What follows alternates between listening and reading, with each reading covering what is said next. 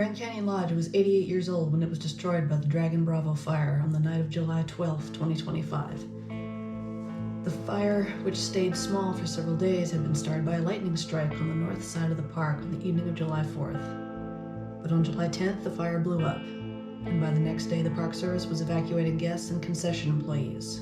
Then on the afternoon of the 12th, the blaze ripped through the water treatment facility, releasing chlorine gas into the air. Because of this, firefighters were also evacuated, and air support was grounded, leaving the historic lodge and cabins defenseless. When a person dies, what we remember is their life, not their death. So let's do that with Grand Canyon Lodge.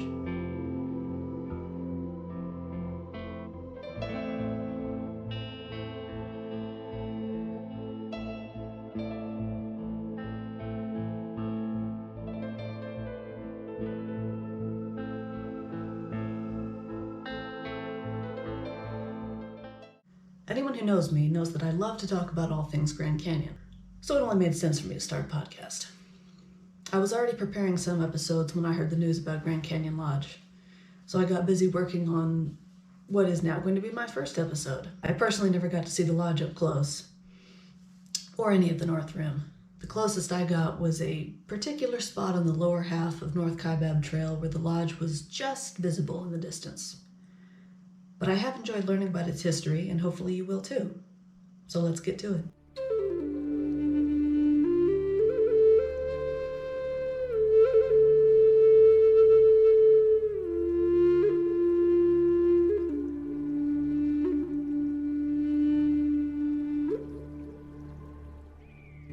Before there was a lodge, there was the Wiley Way Camp, which from what I can gather was the early 20th century version of glamping. This camp operated on Bright Angel Point from 1917 to 1927 until they were forced to sell out to the Utah Parks Company, a subsidiary of the Union Pacific Railroad. The Park Service had opened up bidding to get an actual concessionaire for the North Rim, and none of the small-timers who were already in the area could afford to do it.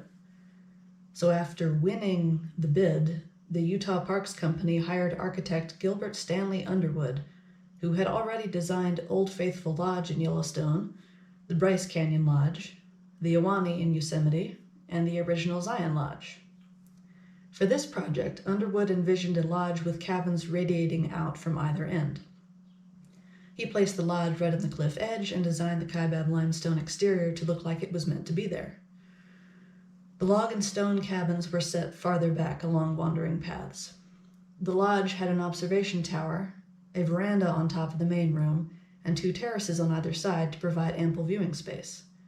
But the main room, or the sun room as it was called, was the true centerpiece. Underwood designed the lodge in a sort of U-shape, and the fact that the road came right up to it made it so that anyone approaching the lodge wouldn't be able to see the canyon.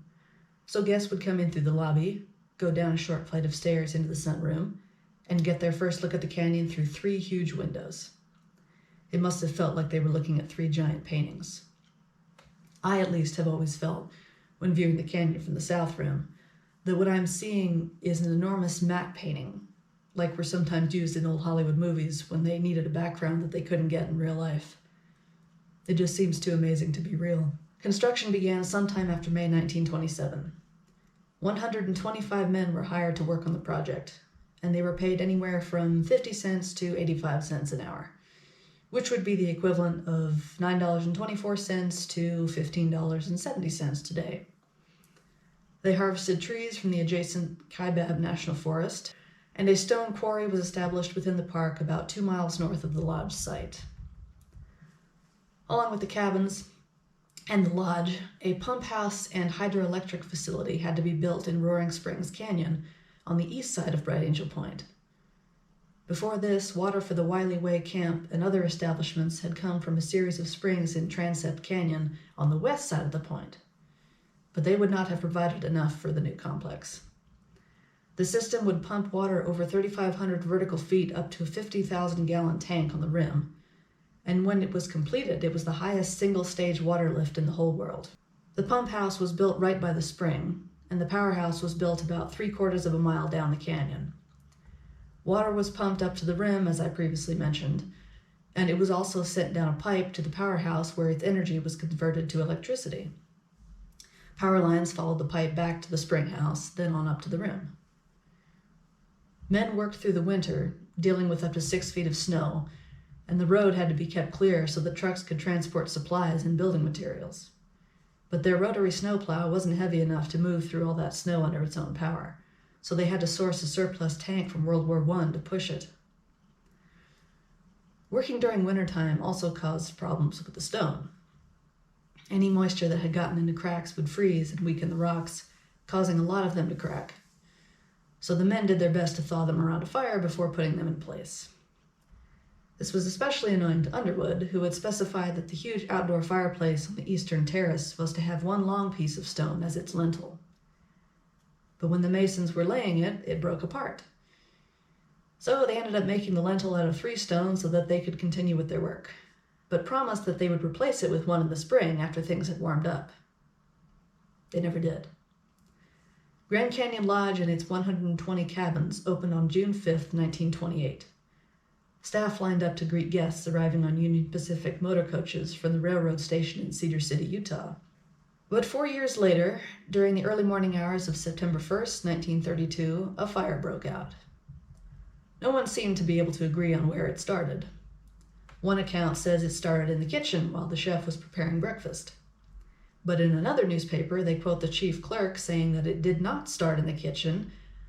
And then there's the memo that the Utah Parks Company office sent to the Union Pacific, which states that it started in the ladies' toilet. How a fire starts in a bathroom, I don't know. But no matter where or how it started, it burned up the lodge and 2 of the nearby cabins. The silver lining is that everyone got out safely.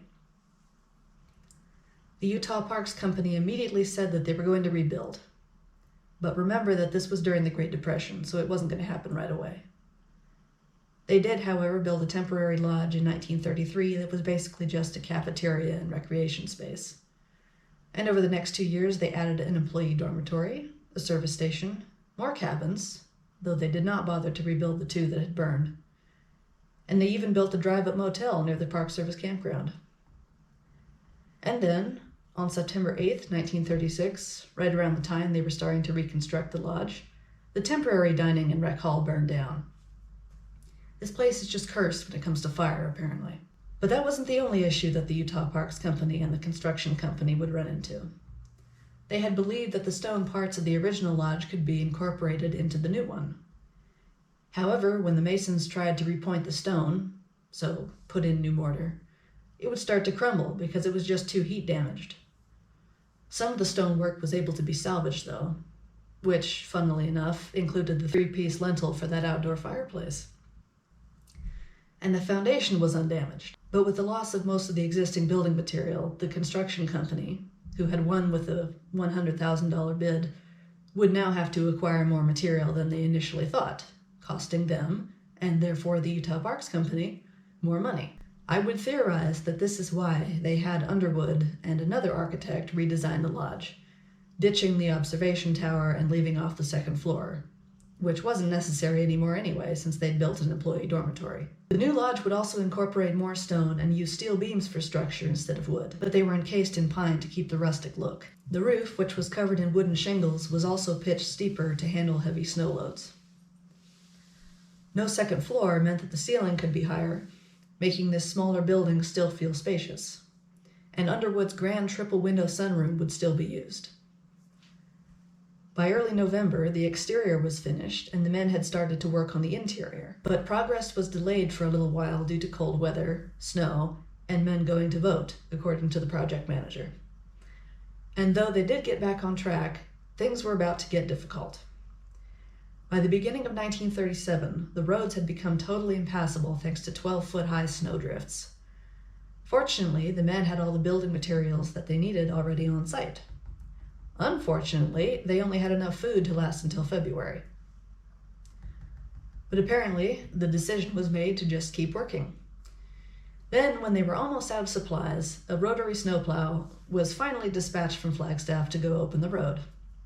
It broke down on the way, and they had to send another one.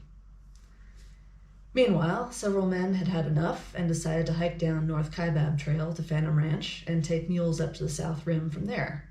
I believe one of them said something about having had enough beans to last for 3 years. Obviously, they were having to ration things. Help did eventually arrive for the rest, and the lodge was finished, opening in July of that year. Other than being closed for most of World War II, it would serve guests for the next 88 years. Though it nearly underwent major changes between 1956 and 66. This was during the time that the Park Service was working on their Mission 66 program, which was an effort to modernize all their facilities in time for their 50th anniversary in 1966. And there was serious talk of turning Grand Canyon Lodge into a visitor center and office space, and replacing the cabins and campground with 2-story motel units. This was around the time that the Bud Ugly, Thunderbird, and Kachina lodges were being built on the South Rim as part of this Mission 66 initiative. But thankfully, it was determined to be too expensive an undertaking, and thus the North Rim was saved from a mid-century modern makeover. But then the Park Service tried convincing the Utah Parks Company to build more cabins, which also didn't happen. And that was because they weren't getting enough business to warrant a decision like that. Then, in 1971, the Union Pacific stopped busing passengers to the North Rim. And so, due to a clause in their contract, the Utah Parks Company donated the entire complex on Bright Angel Point to the Park Service the following year. Since then, various other concessionaires have leased the property. In 1987, Grand Canyon Lodge was made a National Historic Landmark.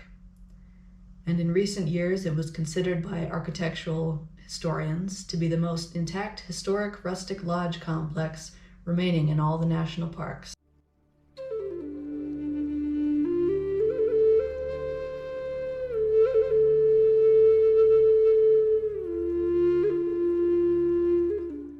That was the story of Grand Canyon Lodge. Hopefully it was as interesting to you as it was to me. Please check out my social links in the description, and I'll see you next time.